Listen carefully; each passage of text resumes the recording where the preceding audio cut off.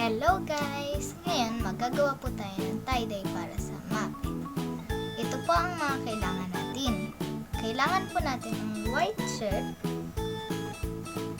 tinidor, jobus, at mga lastik.